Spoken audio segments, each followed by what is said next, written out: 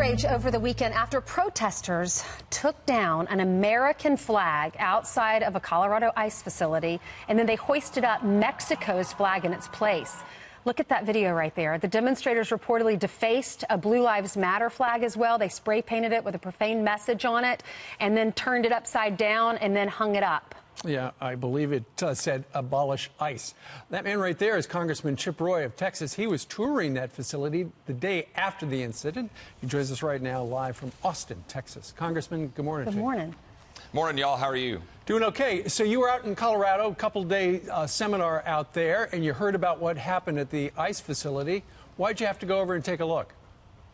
Yeah, well, I was out there at the Western Conservative Summit with some of my colleagues, and I happened to be visiting some family who live right near Aurora, and I saw the horrible news about what occurred, and I felt like I needed to go over there and see for myself what was at this facility. So I went over, and ICE was kind enough to give me a tour of the facility, walked through, and I saw what any American would see, which is a law enforcement entity that's doing their job, a facility that is clean, a facility that has medical facilities, that has ping pong tables, that has TVs set up for 1,200 individuals, many of whom are criminals, 1,200 individuals from 57 countries around the world.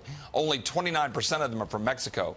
And then to have a bunch of people go in and attack this facility and rush this facility and pull down the flags, turn the American flag upside down, rise up the Mexican flag. That is offensive. And I was proud to see Americans who went by all day and dropped off American flags. I was proud to see the American flag flying. And I wanted to go by and show support and see what was actually happening. Because here's the thing. It is the lack of funding for ICE that the leftist radicals in Congress, the Democrats, that refuse to give the funding to ICE are causing the very problem they decry at the border. And it's offensive for them to support the kind of people that would do this to our law enforcement community. Well, you know, Congressman, we do so many stories. We interview so many families that have lost their loved ones, their dads, their husbands, who are out there on the streets trying to protect all of us. And they come in here and their lives are changed forever. And they talk about what that American flag means to them. We see it draped over so many coffins, our men and women fighting overseas, and they come back. Moms and dads are without their kids, and they're holding, you know, a folded flag, and that's what they have to remember their child. And then to see them deface the flag, take it down, hang up another country's flag in America. I mean, the Stars and Stripes represent everybody that live here in America. That's what's so offensive. And then to see what they do to the law enforcement flag. I mean, isn't it just so outrageous? Thank you so much for going on your time off when you're visiting family, going to this conservative conference, and you had some downtime to visit with family, and you went over there to go speak out against this. What made you do that? Well, it's exactly what you just said. I'm a former law enforcement. I'm a federal prosecutor. My grandfather was the chief of police of a small town in Texas. I stand with law enforcement. I don't know what my Democrat colleagues want to say, but I stand with American law enforcement. I stand for the rule of law. And I'm not going to watch the American flag getting trashed by a bunch of people who do not respect the United States of America. And if they don't like the United States of America, they are, of course, free to leave it. And I think it's important for us to stand up and make that message clear. Right. Let's remember that ICE is not the enemy.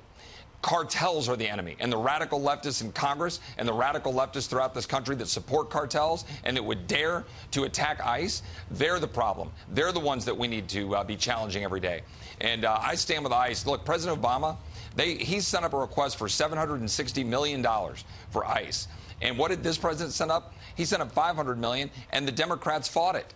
We need that money for ICE in order to deal with the problem at the border. As you just saw, Mark Morgan was on talking about the crisis at the border and where we have holding facilities because we have nowhere to put them because ICE is being maligned when they're the ones doing the job of stopping criminals and making sure that America is safe and figuring out a way to house people so that we can process them appropriately. And to have them be attacked, these are the folks that are keeping us safe. And I'm tired of it. The American people are tired of it. And my radical leftist colleagues in the House, they need to go home. They need to be sent home.